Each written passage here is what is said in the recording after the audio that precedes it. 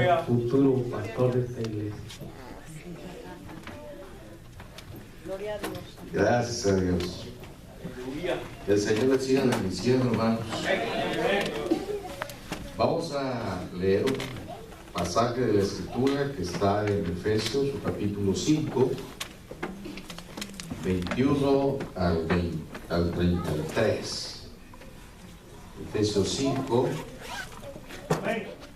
21 al 33. Amén, aleluya. La gloria sea para nuestro Dios. Gloria a Dios, aleluya, gloria a Cristo. Nuestro tema de esta mañana lo hemos titulado El liderazgo de Cristo sobre la iglesia. Ese es nuestro tema, hermano. El liderazgo de Cristo sobre la iglesia. Dice, voy a pedir que me acompañen un versículo del servidor de ustedes, un versículo ustedes, y al final nos unimos. Desde el 21 hasta el 33 dice: someteos unos a otros en el temor de Dios. Estén sujetas a sus propios maridos. Porque el marido es cabeza de la mujer, así como Cristo es cabeza de la iglesia, la cual es su cuerpo y Él es su Salvador. Así que como la iglesia está sujeta a Cristo, así también las casadas estén a sus maridos. Maridos, amad a vuestras mujeres, así como Cristo amó a la iglesia y se entregó a sí mismo por ella.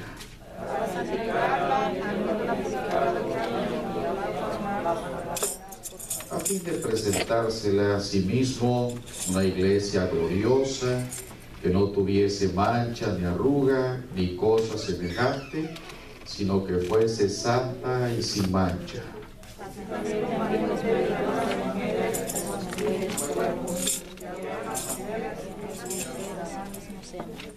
Porque nadie aborreció jamás su propia carne, sino que la sustenta y la cuida, como también Cristo a la iglesia.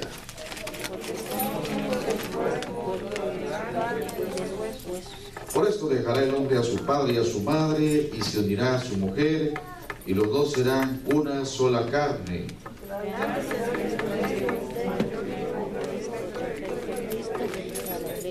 Unidos, por lo demás, cada uno de vosotros ame también a su mujer como a sí mismo, y la mujer respete a su marido. Aleluya. Siéntense, hermanos. Dios añada bendición y prosperidad a su palabra. ¿De qué dije que le iba a hablar, hermanos? ¿De qué dije que le iba a hablar? Del liderazgo de Cristo sobre la iglesia. Ese es nuestro tema. La Biblia dice que Cristo es cabeza de la iglesia. Y cuando hablamos de cabeza, estamos hablando de liderazgo. De liderazgo. La cabeza, hermanos, es la parte del cuerpo donde tenemos la mente, donde tenemos el cerebro, donde reside la inteligencia, donde reside la sabiduría. Y cuando hablamos de cabeza, hablamos de la parte pensante, de la parte que crea, de la parte, hermanos, que planea. Así que, por decirlo así, cuando hablamos del marido, porque dice la Biblia que el marido es cabeza de la mujer, estamos hablando de que el marido es la parte, es el que propone, es el que toma la iniciativa, es la parte pensante, porque es la cabeza de la familia en este caso. Y cuando hablamos nosotros, por ejemplo, en el caso de la iglesia, dice la palabra de Dios que el pastor es vamos a decirlo así, es la cabeza o el líder de la iglesia. Estamos hablando de que el pastor es el que propone, el pastor es el que toma iniciativas. Entonces, a donde quiera que haya un liderazgo, el liderazgo es la parte pensante, la parte que razona, la parte que crea. Cuando, por ejemplo, en un hogar, el marido no toma esas iniciativas y le da lugar a la mujer para que la mujer sea quien lo haga, está, hermanos, invirtiendo el orden, en este caso, el orden de Dios, porque la parte pensante, la parte que razona, la parte que crea es la cabeza. En este caso, el marido es la cabeza de su esposa, pero también es cabeza de la familia. ¿Sí me estoy explicando? Ok. Pero no vamos a hablar del marido, ni tampoco vamos a hablar del pastor, ni tampoco del liderazgo de la iglesia. Estamos hablando del liderazgo de Cristo sobre la iglesia. Y estamos diciendo que Cristo es la cabeza de la iglesia. ¿Cómo desempeña Cristo su liderazgo en la iglesia? ¿Cómo? Los minutos que tenemos, a eso nos vamos a dedicar. A ver en esta porción bíblica, cómo desempeña Cristo su liderazgo en la iglesia. Número 1, versículo 23. Si me acompañan a leer este versículo, el 23 dice: porque el marido es cabeza de la iglesia, así como Cristo es cabeza de la iglesia, la cual es su cuerpo, y Él es su Salvador. Aleluya. ¿Cuántos alaban al Señor? Gloria a Dios. Entonces la Biblia dice que Jesucristo, como cabeza de la iglesia, la salva, es su Salvador, la ha salvado. Amén. ¿Qué hizo Cristo para salvar la iglesia? Hermanas y hermanos, ¿qué hizo Cristo para salvar la iglesia? Se entregó por ella, murió por ella, derramó su sangre para redimir la iglesia. Usted y yo, que somos de la iglesia de Cristo, hermanos, costamos la muerte de nuestro líder, el derramamiento de la sangre de nuestro líder. Jesucristo, para ganarse un pueblo, tuvo que sacrificarse, tuvo que morir por nosotros. Por eso existe un pueblo, existe la iglesia, porque alguien derramó su sangre o se sacrificó por ella. Gloria al Señor. Por eso dice la Biblia que los maridos debemos de amar a nuestra esposa con amor sacrificial, ¿verdad? Con amor sacrificial. Bueno, así que si usted no ama a su esposa con amor sacrificial, tendrá que hacerlo, porque la Biblia dice que Cristo se entregó por la iglesia, por ella. Así que sufrió lo indecible, sufrió lo indescriptible. Si yo le preguntara a los maridos que están aquí, ¿usted estaría dispuesto a sacrificarse por su esposa? ¿Estaría de acuerdo o estaría dispuesto a mostrar un amor sacrificial, a renunciar a su voluntad y entregársela a su esposa? Eso suena como si estuviera yo casando ya, ¿verdad? Bueno, a lo mejor los solteros empiecen a animar para casarse. Vamos a ver, entonces dice la palabra del Señor que el Salvador de la iglesia, o sea que Cristo como Salvador de la iglesia, o Cristo como líder de la iglesia, se entregó por ella, la amó con amor sacrificial, para sacarla de donde estaba y formar para sí un pueblo. Así que eso hizo Cristo como líder de la iglesia. Vemos otra cosa que hizo Cristo, versículo 25, gloria al Señor. Estamos hablando de el liderazgo de Cristo sobre la iglesia. Versículo 25. Maridos, amad a vuestras mujeres, así como Cristo amó a la iglesia y se entregó a sí mismo por ella, versículo 26, para santificarla, gloria al Señor, para santificarla, habiéndola purificado en el lavamiento del agua por la palabra. ¿Qué hace Cristo como líder de la iglesia? La está santificando, ¿verdad? Hay un proceso de santificación.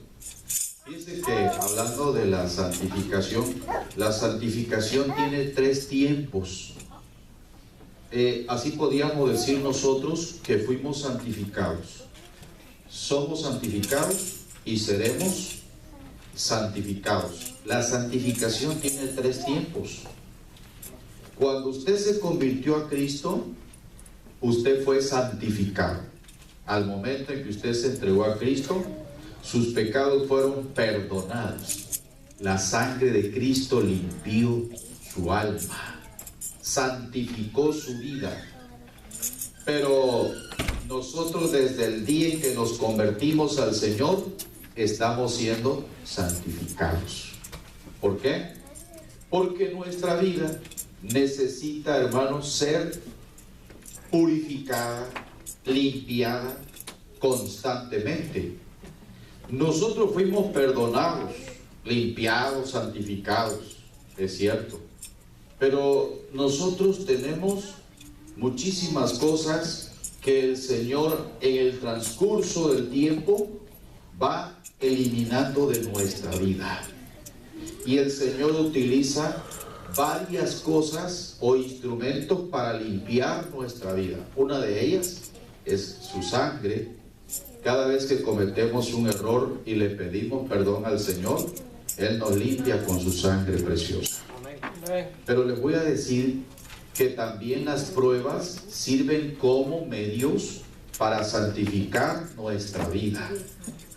Así que cuando, por ejemplo, alguno de nosotros entra en una prueba, entra en un proceso de santificación o de purificación.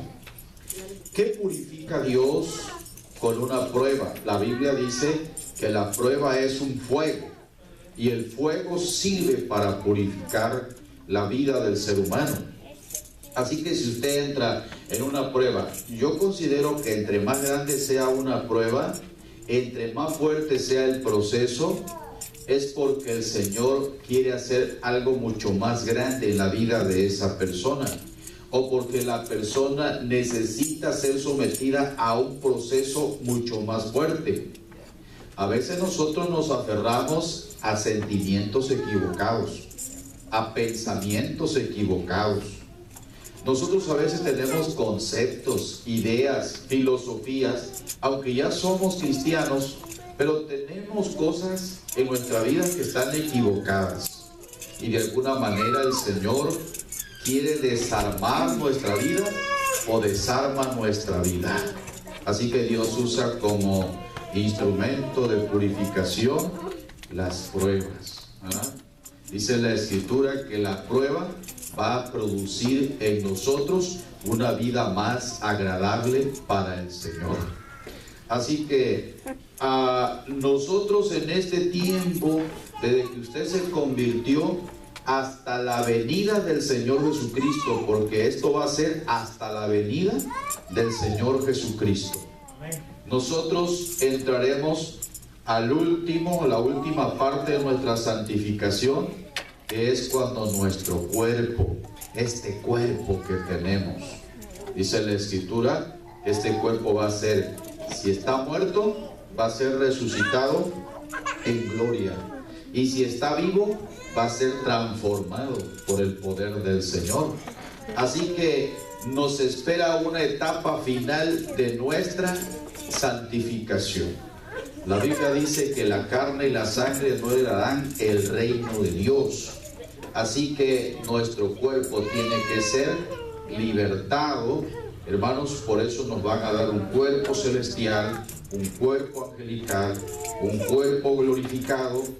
Nosotros tendremos que dejar, hermanos, este cuerpo terrenal en la tierra y recibir un cuerpo diferente. Pero mientras estamos en vida, nosotros estamos siendo purificados. Si yo les preguntara a ustedes, ¿quieren irse con Jesucristo cuando Cristo venga por la iglesia? Me van a decir que sí, porque nadie, hermanos, en sus 5 sentidos va a quererse quedar a la gran tribulación. Todos queremos irnos. Pero la Biblia dice en este pasaje donde hemos leído en el versículo 26 que Jesucristo está santificando la iglesia. ¿Para qué? Para presentársela a sí mismo una iglesia gloriosa.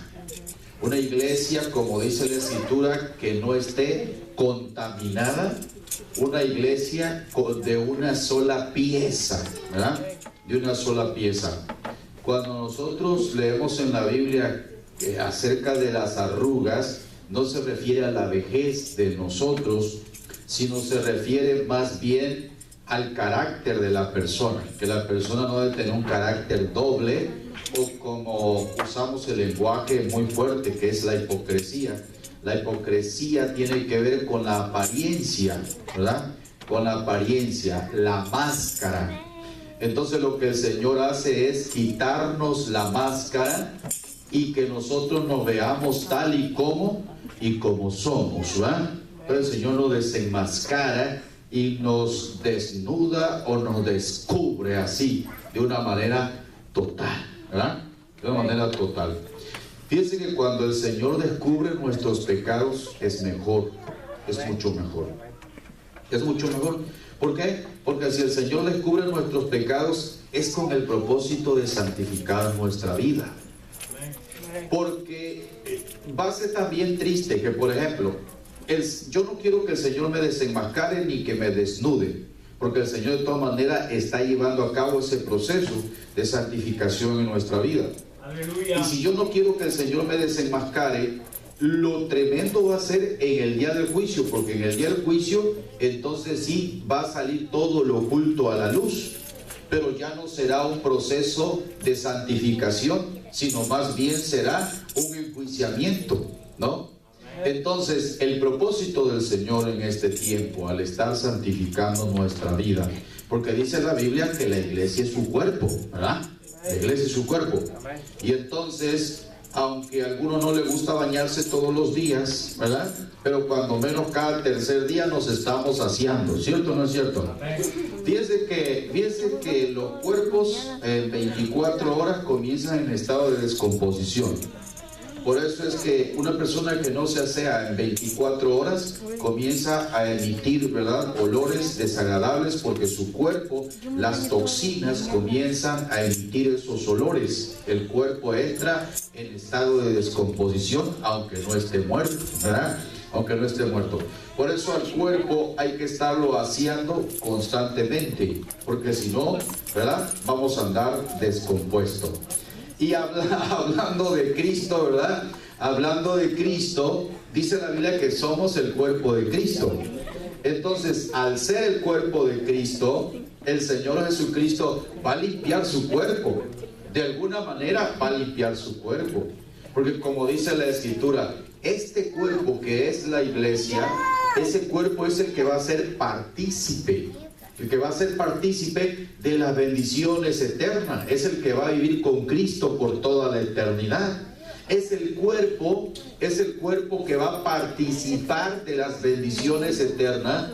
Es el cuerpo con el cual Cristo va a vivir por toda la eternidad. O como dice aquí mismo, es La esposa es la novia de Jesucristo, es con quien Cristo se va a casar. Gloria al Señor. Así que a veces entramos en ese proceso, ¿verdad? Para que, ¿verdad? Queremos verte tal y como eres, es porque entramos en ese proceso de santificación. Así, entramos en ese proceso de santificación. Entonces el Señor está haciendo ese trabajo. Como dice la Escritura, Cristo como cabeza está limpiando su cuerpo, está santificando su cuerpo. Amén. ¿Sí nos estamos explicando, hermanos? Muy bien. Vamos a ver otra cosa. Versículo 29. Cristo vive. Aleluya. Versículo 29. Ya llevamos dos cosas. Cristo como líder de la iglesia la salva. Cristo como líder de la iglesia la santifica. Cristo como líder de la iglesia la sustenta. Versículo 29. Porque nadie aborreció jamás a su propia carne, sino que la sustenta. Gloria al Señor. La palabra sustentar quiere decir, hermanos, alimentar. Quiere decir nutrir. Quiere decir mantener. Quiere decir proveer de alimento. Quiere decir sostener.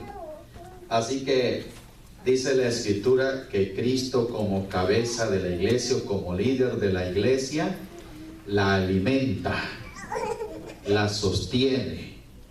Eso es lo que hace Cristo con la iglesia o con su cuerpo. Gloria al Señor. Le provee de todo el alimento que necesita. Y estamos hablando no del alimento literal, sino estamos hablando de todos los nutrientes que necesita la iglesia para poder mantenerse. Gloria al Señor. ¿Eh? ¿Alguno de ustedes se vitamina, hermanos? ¿Quién de ustedes se vitamina? ¿Le tienen miedo a la anemia? ¿Saben ustedes que la anemia produce hepatitis y también produce cáncer?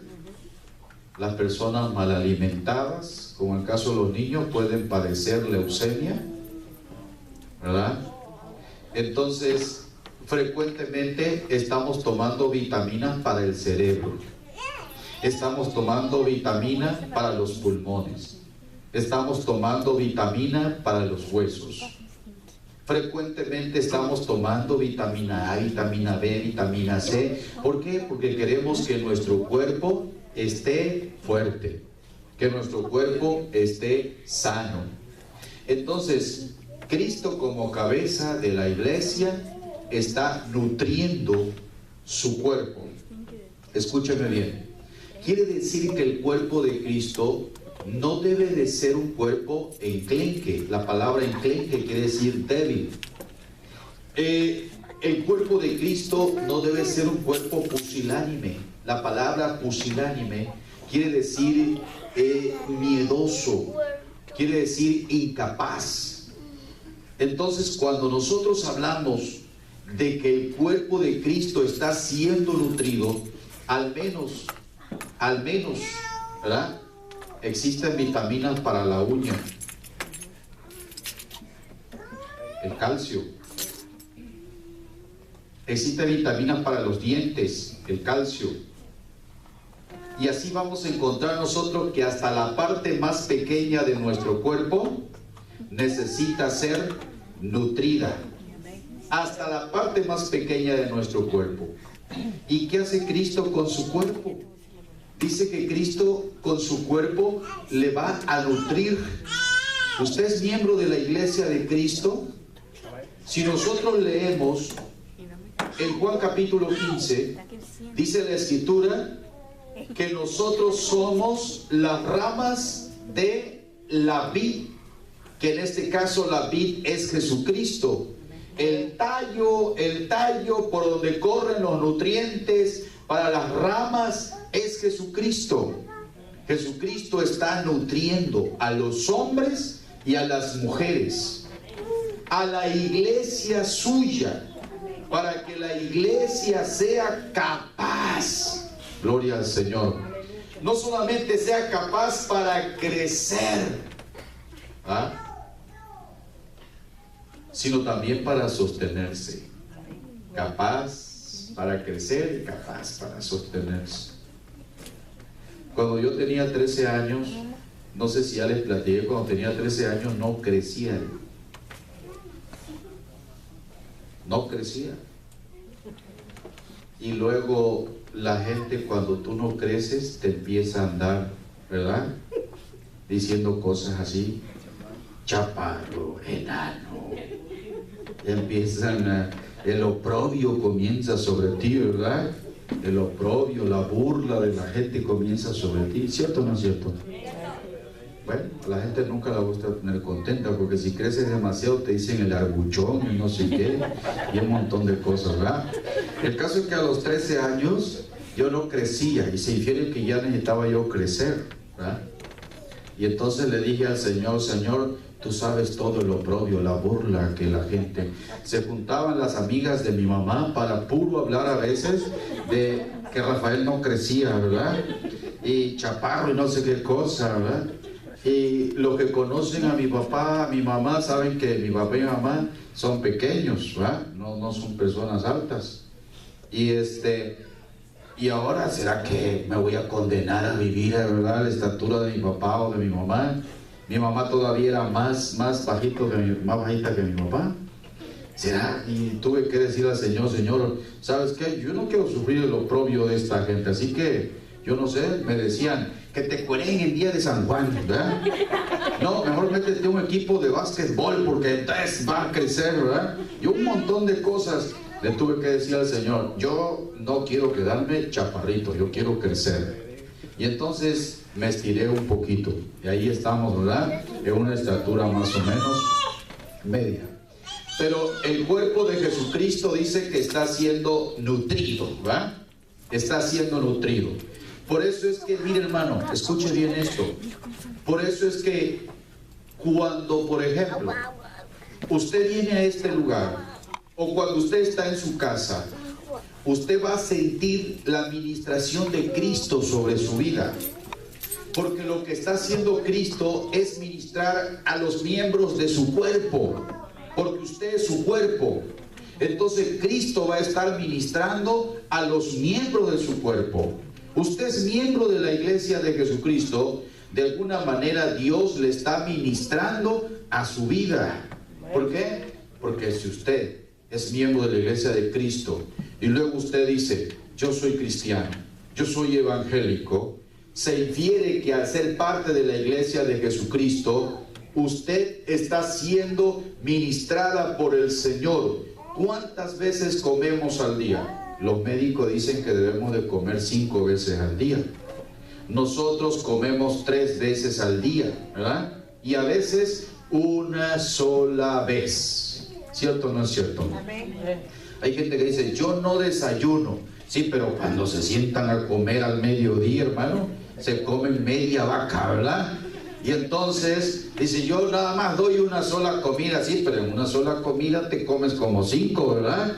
Y entonces el Señor Jesucristo, me estoy refiriendo a que nosotros, por ejemplo, médicamente tenemos que comer cuando menos 5 veces al día, de una forma saludable y medida, que sea alimento para nuestro cuerpo.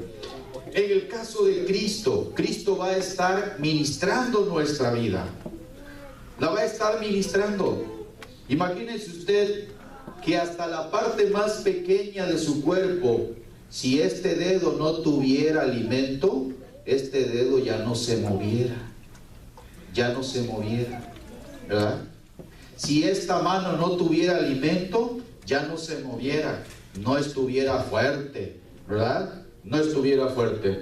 Entonces Cristo está ministrando la iglesia y proveyéndole a la iglesia todo lo necesario, reitero, para crecer y también, hermanos, para establecerse, para facultarla, para que la iglesia sea capaz de cumplir con el propósito de la cabeza, que en este caso es nuestro Señor Jesucristo. Gloria a Dios. Cristo vive para siempre. Ok, entonces ahí es donde Cristo le va a dar fuerza, le va a dar ánimo, le va a dar poder, le va a dar un montón de cosas a la iglesia y la va a estar, reitero, frecuentemente ministrando. Ahí está. Tiene que estar corriendo ese nutriente, ¿verdad? En el cuerpo de nuestro Señor Jesucristo. Y una última cosa que quiero señalarles, que está ahí mismo en el versículo 29, dice la Biblia que Jesucristo también cuida la iglesia. Amén. Dice el versículo 29, porque nadie aborreció jamás su propia carne, sino que la sustenta. ¿Y qué cosa más, hermanos? Cuida. Y la cuida. Entonces Jesucristo es el protector de la iglesia. ¿Quiere repetir esto conmigo? Jesucristo es el protector de la iglesia. ¿Quiere repetir otra vez?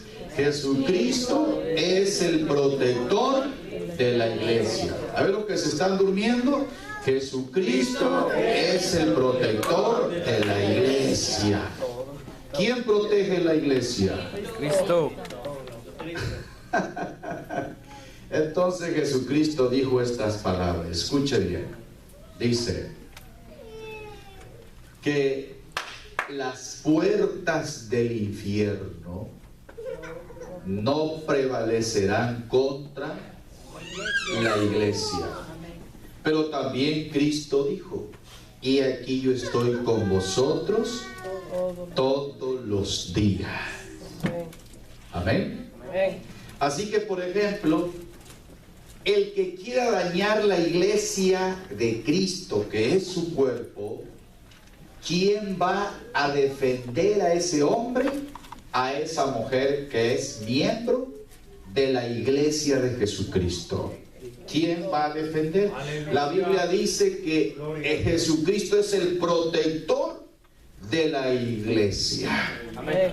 ¿Tiene enemigos la iglesia, hermano? Sí, amén. ¿Tiene enemigos? ¿Y cómo dicen ustedes que no tienen enemigos, pues? ¿Verdad que sí tenemos enemigos?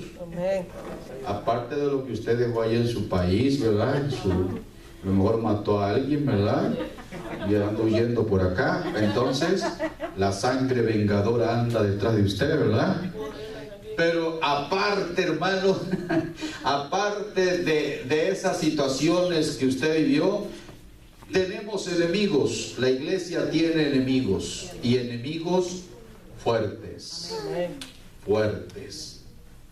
Hermanos, a veces la misma autoridad o el mismo gobierno se presta para ser enemigo de la iglesia. Sí, eso dice la Biblia en Efesios capítulo 6, que los gobernadores paganos o de las tinieblas, como en el caso del emperador romano, que exigía el culto o la adoración de sus súbditos, tenían que adorar al emperador, y la iglesia, hermanos, no quiso adorar al emperador.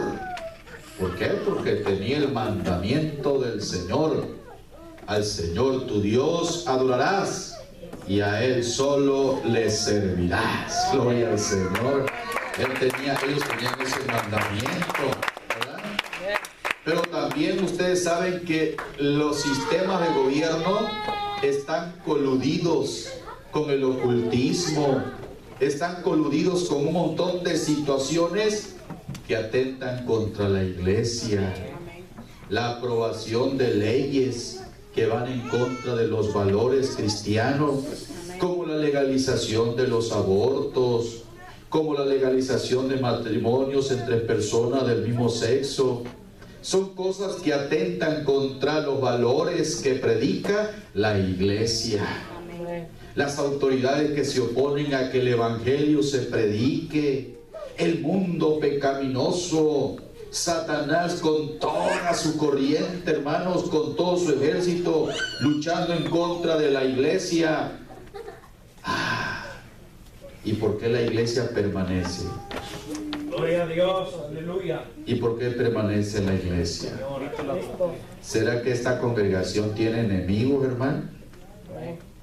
No sé si el año pasado que vine, que no ignoramos que a esta congregación puede haber algún brujo, algún hechicero o algún grupito de personas que practican esto, que pelean contra esta congregación. No ignoramos eso, no lo ignoramos. Puede haber, hermanos, un grupito de personas. Pero ¿por qué la iglesia permanece? Porque Jesucristo es su protector. Aleluya. Él es el que guarda, defiende su cuerpo. Él es la cabeza que da la cara. Gloria al Señor. Él es el que da la cara por su pueblo.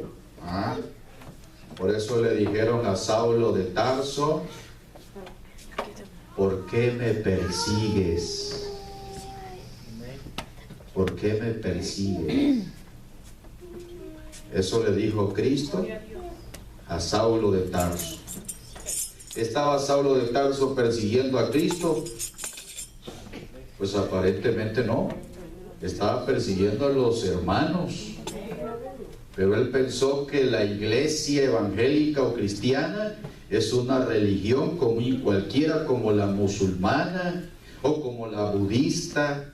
No se dan cuenta que el líder de la iglesia está vivo. Está vivo y está dentro de la iglesia. Gloria al Señor. Y la defiende. Gloria al Señor.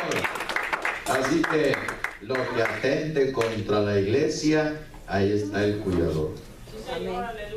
Ahí está el protector. Gloria al Señor para siempre. Así que, hermanos, la iglesia, como es parte del reino de los cielos, porque la iglesia es parte del reino de los cielos, la iglesia pertenece al reino de Cristo. Cristo es el Rey. Y entonces la iglesia, hermanos, no debe tener miedo a avanzar. No debe tener miedo a dar un paso hacia adelante. La iglesia no debe tener miedo a los desafíos, a las amenazas, a las cosas que se le presenten. Acuérdense lo que decían los del Antiguo Testamento, y eso que ellos no gozaban de lo que nosotros gozamos, que somos el cuerpo de Cristo, que Cristo está en la iglesia, que el Espíritu Santo está en la iglesia. Los valientes del Antiguo Testamento, ellos, hermanos, decían, y decían con toda verdad: ¿saben una cosa? Tú vienes a mí como en el caso de David. Tú vienes a mí con espada, con lanza, con jabalina, pero yo vengo a ti en el nombre del Señor, en el nombre de Jehová de los ejércitos. Aleluya. Cristo vive para siempre. Y ahora nosotros, hermanos, tenemos el tremendo privilegio de tener a Jesucristo como cabeza. Gloria al Señor. Así que quien pelea contra la iglesia se las ve con el Señor Jesucristo, porque Él es el que cuida la iglesia. Póngase de pie en esta hora. Yo quisiera retomar una parte de esta reflexión bíblica, y es aquella parte donde dice la Biblia, lo que vimos, que Cristo sustenta la iglesia, que como líder Cristo le ministra a su iglesia. Y hermanos, ¿será que Cristo tiene hoy algo para nosotros en este culto? ¿Será que necesitamos ser nutridos en esta mañana o en este día? ¿Será que el Señor tiene una administración para nosotros? Porque el Señor está aquí en esta hora. Gloria a Dios. Es cuestión de que nosotros, hermanos, nos dispongamos para ser ministrados por nuestro líder.